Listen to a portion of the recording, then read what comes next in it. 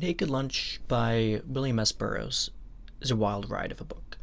Um, William S. Burroughs was one of the Beat generation, of course, along with Jack Kerouac and Allen Ginsberg, and there's probably somebody else in there that I'm forgetting, but those are the kind of the main ones that show up. And then maybe later on influenced the likes of like Kathy Acker and like in a more modern sense, I think postmodern.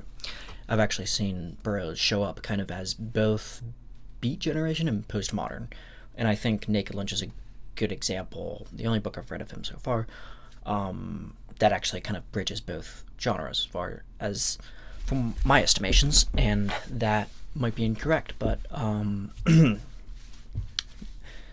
I think the main thing is this, that there's a narration that's very cut, and it's not a very cut and dry narrative. It's very non-linear. It's very frenetic and disjointed, and definitely it's impossible not to know anything about the novel without first knowing about William S. Burroughs and his own addictions and his own a very eccentric character that he lived early on in the 1900s, I think in the 1920s, I think, and then Naked Lunch was published in the late 50s, 1959, I think, and basically he, for like dozens of years, I think 16, I think years, I think he said in the postscript for the novel that he was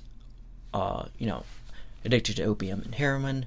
And in a way, I've heard other people draw comparisons to the much older book, Confessions of an English Opium Reader by Thomas de Quincey, which I actually did listen to, and because it was a short read, and I figured I'd just throw it in there, when I'm trying to read as many books as I'm trying to read this year at least, you probably pretty much just, I throw any book in there that I can get. So I'm like, oh, what's this? Oh, okay, throw it on the list. So yeah, and I can see why people say that they're De Quincey's, Confessions of an English Opium Reader draw parallels to Naked Lunch, because there's while totally different narratives, and one is pretty cut and dry, and he's just saying like, yes, I for the years I've used opium to kind of curb the pain, the awful pain, in order to enjoy life more, and to actually just not to be in suffering and staggering awful pain all 90% of the time. And there'd be times when he gained a bit of an addiction to it, and and he's telling it pretty to the point, and there's no really muddling. But with Burroughs here in this narrative, it's very told very through a skewered lens, I think is my best way of describing it. And with his characters too, that he tells a story in a kind of detached world, kind of unbeknownst, not really necessarily in I think it's vaguely in the South, but I could be wrong. But as far as time goes, it's like very weird, because he tells it from almost through the point of view as a junkie, and there's a lot of that. And this is where the Beat generation, I think, comes in too, is that there's a lot of like kind of like like weird terms like normie and this and that, and a lot of like loose type of street terms, I think. And there's something about the Beat generation that I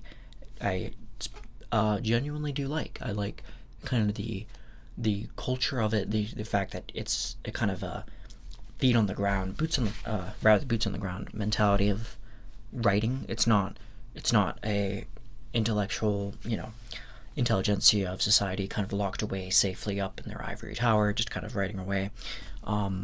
It's not like an Ivy League school type of thing. It's just very, these are real people. They're actually, Jack Kerouac, like On the Road, which I'd like to review soon. It's like a very, like we went to this and these jazz clubs, and we went, traveled, and we did this, and here's the highs and these are the lows, and we all struggled with our own alcohol. And Jack Kerouac died at a pretty young age, I think about in middle age, and William S. Burroughs, on the other hand, it's interestingly enough, actually lived till his 80s, I think. And even to the point where he actually was able to co-write, I think, the screenplay for the Naked Lunch movie, and that came out in 1991.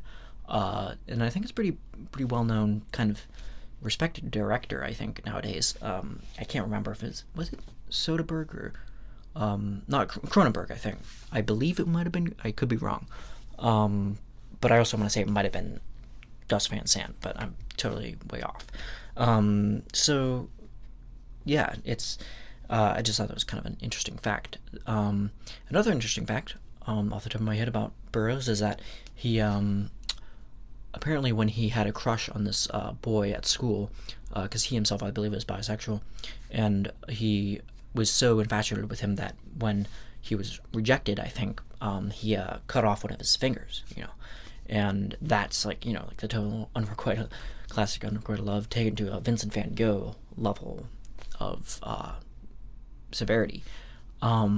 So yeah, it's very wild ride of a book, and you can tell why. A little bit more on his addiction, though, is the fact that Burroughs, used that, opium both as a kind of a way just to kind of just kill the pain, another way, but also just to kind of introduce a high, and that kind of led him into this wild lifestyle of having to always get the next high, the next thing, and while the details are murky, it's definitely a unique way of telling a story. It's like cut up and jumbled, and there's no, it's not like a traditional storyline either. There's no the beginning, middle, end. It's like, I think he cut it up into, 10 parts, and he said that you can actually, they're meant to be read in any given fashion, almost like an anthology.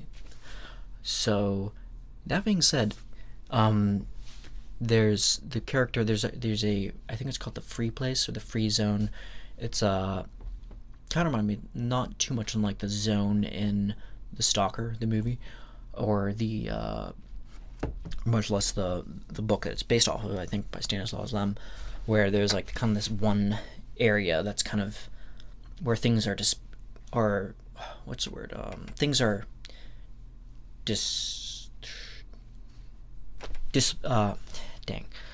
things are like dispended, or not distended, but kind of suspended. Yes, things like laws and rules, and it's just a wild place where anything goes, and there's lots of violence, lots of gore. In fact, it was some of the parts of that are so hard to get through. I actually had to skip through, not too much. I didn't skip through like entire pages, but just like if it was a paragraph that was like talking about like extreme violence, sex, for example, I'd have to like, okay, I'm sorry, Burroughs, but that's a little bit extreme for me. But then again, I'm a little bit, I'm the type of person that gets kind of lightheaded easily. If you can't tell, if I hear, if I see blood or hear blood or hear certain things, like people talking about things that are very involved, like cutting or doing things like anything like that, I get kind of like, ooh, kind of on edge. But that's just personal taste. Other people might be able to withstand it, but yeah, at certain points it gets pretty extreme. But not for it's not for futility. I don't think I think it's to actually point out something. I think it's to point out the meaninglessness of the violence of these things. And then there's also a very intense system, punitive system that there's this one guy, I think his name starts with an R, I think I have it written. He's so there's Dr. Benway, and he's kind of like this almost like this cartoonist-esque villain that's like tortures people and just like awful, and it's just like long descriptions of like raping young boys and making them do horrible things, and just like, and then killing them, and it's just completely awful. And he just like says it all in this like very matter of fact, like it's all for the good of science, and and then there's random intercut parts where it's like you'll hear like a radio announcer voice type thing going on, and like just kind of like offering like try these in mints or whatever, and it's just like in the middle of all this violence. So it's like, again, that's kind of I saw that kind of as like a postmodern, almost Pynchon-esque type thing. And yeah, so then there's another character I think named AJ. Well, the main character, it follows William Lee, and his kind of loosely based off of William S. Burroughs himself, and he kind of like is navigating his way, he's kind of like the most reasonable one, I think, in the novel. Like, he's just kind of like a fly on the wall watching all this like awful, horrible violence, and it's not entirely sure how much of this is a fever dream and how much of this is reality in the context of this book. But knowing that there's a lot of junkies and people in that type of, that kind of the dregs of society on the fringes, in a similar way that you kind of find a lot of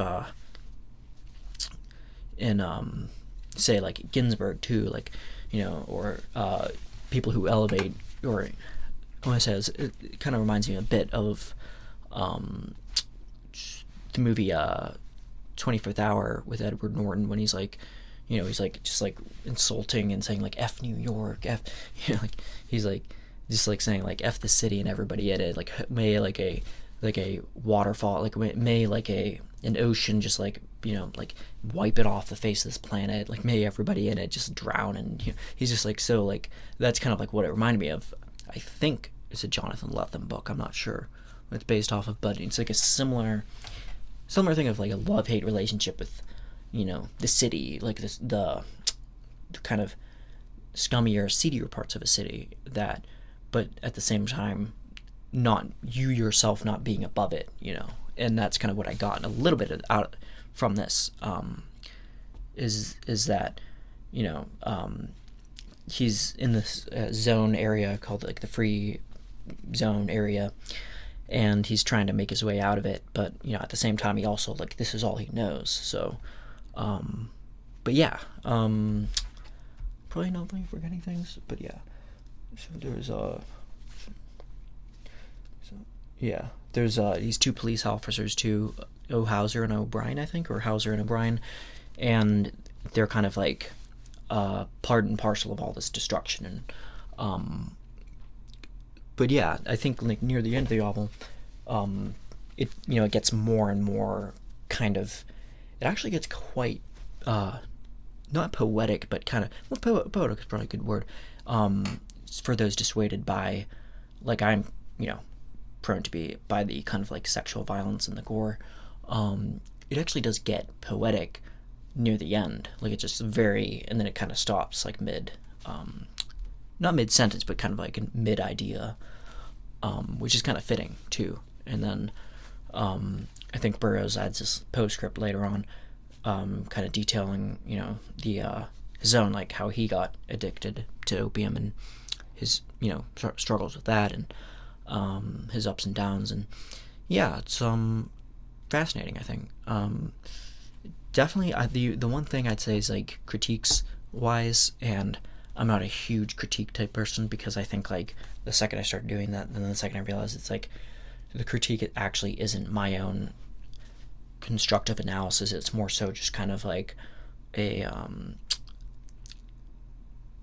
kind of just like an instinctive, visceral type of disgust maybe. But so I don't want to kind of get too eager with critiquing it, but I would say that the one thing is that Burroughs, I think, focuses way too much on kind of the negative, just awful parts of it, that he doesn't really elevate the listener or the reader to anything greater than what you get. It's just kind of like, this is like this is how he sees life, is like through a very kind of pessimistic, kind of, if not maybe realistic, but probably too pessimistic for my taste, I think, at least. I think I think novels can be all sorts of things. So, you can write about, even to the point of Sod, and that's what Simone de Beauvoir, Simone de Beauvoir said about Sod, is that, should we burn him, in her book, Should We Burn Sod? And it's very interesting because it's taking something that's like something so unequivocally violent and antisocial, and then also dealing with the fact that Sod may have been autistic in her observations. And I've actually read it yet, but I've listened to some essays on it and read about it a bit. And her thoughts on the fact that, like, like anything, in a sense, should be readable when it comes down to it. Now, whether or not it's actually art or edifying, or that's up for the individual, I think. But in my independent analysis, I'd say, my gut reaction to it is that I'm just like, I wish that Burroughs would go from the kind of stooping down into the very nitty gritty, just like, this people killing each other, violent thugs, junkies. I'd wish he like go from that and be like, oh, like the highs and the easy like Sunday morning type of highs, like just for a little bit, and then go back to this and that. So I think there's like peaks and valleys and that. But then again, I've never had his life experience, so I'm not quite sure what that would be like. If there is such a thing as that. So yeah, I think there's like a kind of a spectrum to novels. I think that I'd like to maybe see a little bit more out of him, but yeah, I'll keep you guys updated. So thank you for listening.